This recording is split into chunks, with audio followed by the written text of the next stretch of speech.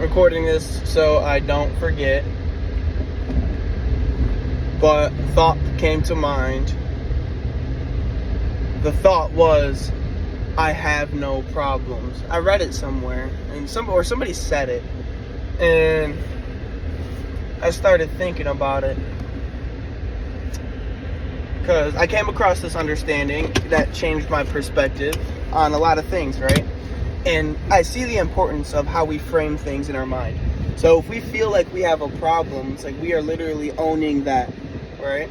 Even if, like, let's say I'm sitting down in bed and I'm thinking about all the problems that I have, that's a lot of weight, okay? So if I have all these problems, that's a lot of weight that I'm holding.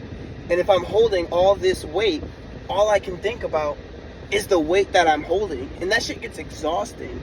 And it's like I'm stuck holding all this weight. It's weighing me down.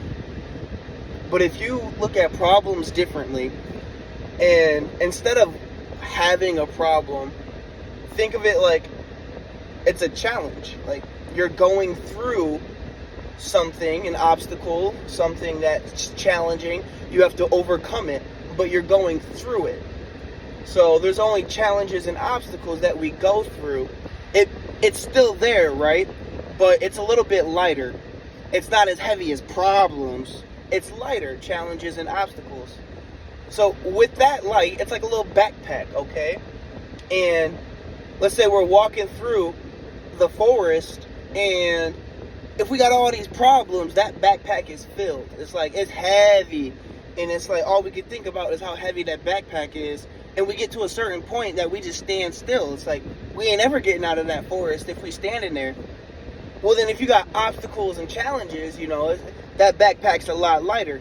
You're able to move throughout the forest. Even if you don't know where you're going, you're still able to walk with that lightness. It's not as heavy.